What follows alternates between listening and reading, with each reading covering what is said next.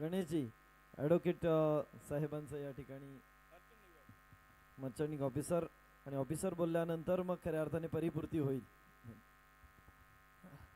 याकुंडे तुषारहार हा धवला या शुभ्र वस्त्रावृता, या वीणावर दंड मंडित करा या श्वेत पद्मासना, या ब्रह्माच्युत शंकर प्रभुतीवी देवै सदा वंदिता, सामा पातु सरस्वती भगवती निशेष जाड्या पहा. सर्व मंगल मांगल्ये शिवे सर्वार्थ साधिके, शरण्ये त्र्यंबके गौरी नारायणी नमस्तुते. हा जय जयकार करताना आई एकविरा माऊलीला स्मरण करून, माझ्या मातोश्रींना, माझ्या वडिलांना स्मरण करून, खरोखर साक्षात्कार आणि प्रचिती ही माऊली आम्हाला पावलोपावली देत आलेली आहे. खरंच आज जसं सर्वेश दादाने सांगितलं की आज अप्पांनी आम्हाला 2 सरप्राईज दिल्या.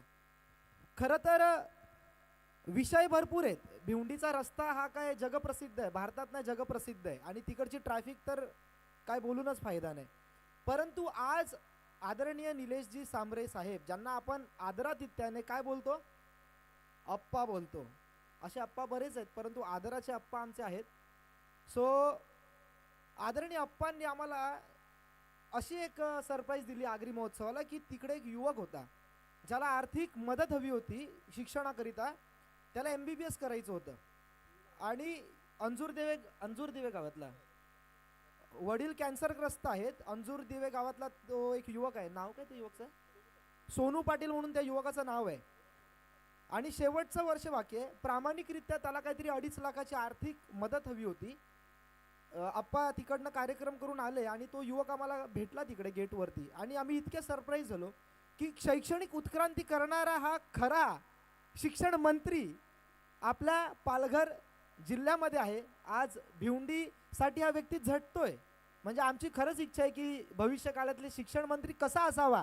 तर मला असं वाटतं कोणीतरी हे वक्तव्य सुद्धा केलं. आम्हाला असं समोर एक शैक्षणिक मंत्री दिसतोय की आज कित्येक ऑफिसर ज्यांनी घडवलेत. खरं सांगतो मी आप्पा, तुम्हाला विनंती करतो आणि तुमच्या पालखीच्या माध्यमातून तुम्हाला एक विनंती आहे की युवक हो, तुम्ही लोणावळ्याला जाता, तुम्ही महाबळेश्वरला जाता, तुम्ही पिकनिकला जाता, एक काम करा, पालखी घेऊन एकविराला पण चालत जाता. तुमची सगळी सुखसुविधा करील. जाऊन जडपोलीला बघा काय सुखसुविधा केल्या त्या. तुमच्या डोळ्यामध्ये अश्रू आल्याशिवाय राहणार नाही. अंधांची शाळा असो, आरोग्य सुव्यवस्था असो, आज आम्ही खरंच सांगतो की हा व्यक्ती निस्वार्थरित्या कार्य करतोय. आणि आज आम्ही कुठल्या कार्यक्रमाला येतोय याची आम्हाला काहीच आयडिया नाही. आल्यानंतर कळतंय की एकविराईच्या पालखीचा कार्यक्रम आहे. म्हणजे किती योगायोग आहे. एखाद्या गोष्टीला निमित्त लागतं, परंतु चांगल्या गोष्टीला योग आणतो. आणि खरंच आदरणीय अप्पा, मी तुम्हाला पंचमाभूतांच्या वतीनं आभार व्यक्त करतो की अनेक लोकप्रतिनिधी आहेत, परंतु समोर येऊन बोलायला काय होतं हे आम्हाला कळत नाही. आज एक वीर ही संकल्पनेला तुम्ही जो पाठिंबा नाही तर तुम्ही जो सोबती आमच्यासोबत दाखवले, पंचमाभूत तुमचं स्वागत करतायत आणि आम्हाला खात्री आहे की तुम्ही दिलेला शब्द निश्चितप्रमाणे पाळणार. आज प्रत्येक एकविरा भक्ताला माहिती आहे, या गावातल्या युवकाला माहिती आहे की त्याचं सुजलाम सुफलाम होतंय की नाही. हा प्रश्न जर त्यांनी त्याच्या व्यतिरिक्त त्यांच्या आईवडिलांच्या समवेत विचारला की इकडचा इतिहास काय होतं. आणि लक्षात घ्या, मी तुम्हाला पुन्हा एक गोष्ट सांगतोय की येणारं भविष्यकाल हे तुमच्या माझ्या युवकांच्या हातीमध्ये. आपल्या आईवडिलांना सांगतो ना, मला गाडी घेवायची आहे, मग आईवडील पैसे देतात ना. म्हणजे येणारं भविष्य हे या युवकांच्याच हाती आहे. मला काय समजायचं समजून घ्या तुम्ही. येणाऱ्या कालावधीमध्ये तुम्हाला सोच विचार करायचा आहे की आरोग्यम धन संपदा, शिक्षण हीच महत्वाची पायरी असणार आहे. कोणाकडे किती संपत्ती आहे ह्याला कोणी विचारत नाही. तुमचं उद्याला जे येणारी पिढी आहे, हे राष्ट्राचा जे आधारस्तंभ आहे, त्यांना कसं शिक्षण मिळालं पाहिजे, आपल्या युवकांना, आपल्या जे आबालवृद्ध आहेत त्यांना कसं आरोग्य मिळालं पाहिजे, या गोष्टीसाठी निश्चितप्रमाणे तुम्ही झडपोलीला जा आणि उघडा डोळे बघा नीट. ही भूमिका तुम्हाला निलेशजी सांबरे आणि जिजाऊ संघटनेने केलेलं कार्य दिसेल. हा माणूस फक्त बोलत नाही, हा वाचालता नाही करत, हा कृती करतो. स्वतःच्या हॉस्पिटलमध्ये जाऊन विचारतो OPD किती झाल्या, बघितली का व्हिडिओ. अशा व्हिडिओ बघा, किती जण आली. आता मुख्यत्व इकडनं सुद्धा लोक तिथे उपचाराला जातात. भिवंडीवरनं लोक तिथे जातात उपचार करायला. 8.5 तास कॅन्सरची शस्त्रक्रिया करण्यासाठी भरोडी गावचे. आज विचार करण्यासारखी गोष्ट आहे. आम्हाला तुमचा सार्थ अभिमान आप्पा. आणि पंचमहाभूतांचं एक वैशिष्ट्य असं आहे की कर्तृत्वाला आणि कार्याला ते सलाम करतात. आज या कोकण विभागामध्ये अनेक नेते असतील, अनेक मंत्री असतील, परंतु तुमच्यासारखं कार्य हे वाख्यानेच असेल हे कोणीही नाकारू शकत नाही अप्पा. ही काळ्या दगडावरची पांढरी रेष नाही, ही काळ्या दगडावरची काय भगवी रेष आहे, छत्रपती शिवाजी महाराजांची रेष आहे की जिजाऊ संघटना. आज खूप शिकण्यासारखं आहे या व्यक्तीकडनं. आज समाजामध्ये काय चाललंय, आई वडिलांना वृद्धाश्रमामध्ये पाठवतात, पण ही अशी व्यक्तिमत्व आहे जी आपल्या आईंच्या वाढदिवसानिमित्त भव्य मेळावा ठेवते. कौतुक आहे तुमचं अप्पा. आणि ही शिकवण आहे प्रत्येक युवकाला की आई वडिलांचा आपण कसा सन्मान केला पाहिजे. हे शिकायचं असेल तर प्रेरणास्थळ आहे तिकडे. आज आपल्या आईंच्या वाढदिवसानिमित्त त्यांनी कार्यक्रम ठेवला. अशा अनेक गोष्टी आहेत. जिजाऊ संघटनेबद्दल सांगणाऱ्या अनेक साऱ्या गोष्टी आहेत. पक्षविरहित कार्य आहे आणि जे कार्य आहे ते स्तुत्य आहे.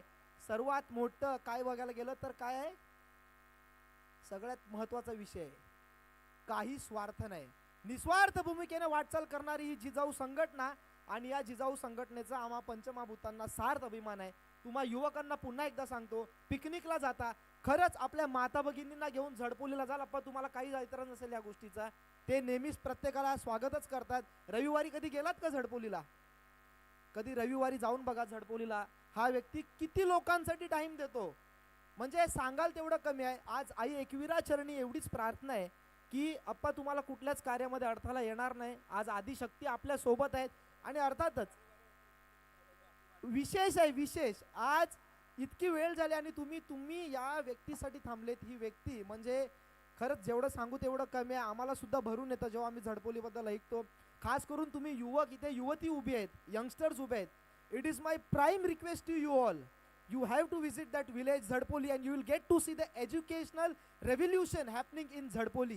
विक्रमगडला जा, खरंच कळकळीने विनंती करतो. आणि त्यानंतर तुम्हाला दिसेल की ही व्यक्ती काय कार्य करते. खरंच पुन्हा एकदा पंचमहाभूतांच्या वतीनं आम्ही यासाठी आभार व्यक्त करतोय की एक वीर ही संकल्पना कळत न कळत आपल्या गावातून आम्ही आज प्रगटरित्या कळवतोय. निश्चितप्रमाणे आपला सुद्धा साथ असेल. आणि अशी पहिली लोक म्हणजे आणि शैक्षणिक उत्क्रांतीसाठी जी काही ही व्यक्ती आज पुढे आले त्यासाठी खरंच एक वीर या संकल्पनेतून सुद्धा आम्ही तुमचा आभार व्यक्त करतोय अप्पा. आणि आज उघड एखादा लोकप्रतिनिधी म्हणजे तुम्ही लोकप्रतिनिधीच आहेत या सगळ्या भिवंडीकरांचे. आणि असा हा प्रतिनिधी उघडपणे ज्यांनी आई एकविराबद्दल जे सांगितलं त्याबद्दल आम्हाला खूप सहानुभूती आहे. आणि खरंच आम्हाला सार्थ अभिमान आहे की आपल्यासारखा व्यक्ती गावोगावी जाऊन. आता एक थोडक्यात तुम्हाला सांगतो, येताना अप्पा आमच्या गाडीत आले म्हणजे ही व्यक्ती मर्सडीज 1 नंबर गाडीचा सोडून आमच्या सोनेटमध्ये आली. तर तुमचे काहीतरी प्रतिनिधी उभे होते, त्यांना वाटलं कोणाचे ते दुसऱ्याच्या साईडला करायला आले. म्हणजे इतकी साधी, म्हणजे किती किती ह्यांचं साधेपणा भोलेपणा. अर्थात की आपण ज्या गाडीत आले त्या गाडीचा नंबर आहे 007 आणि 007 म्हणजे कोण? James Bond. Nothing is impossible for him. आणि ती व्यक्ती त्या गाडीत आले.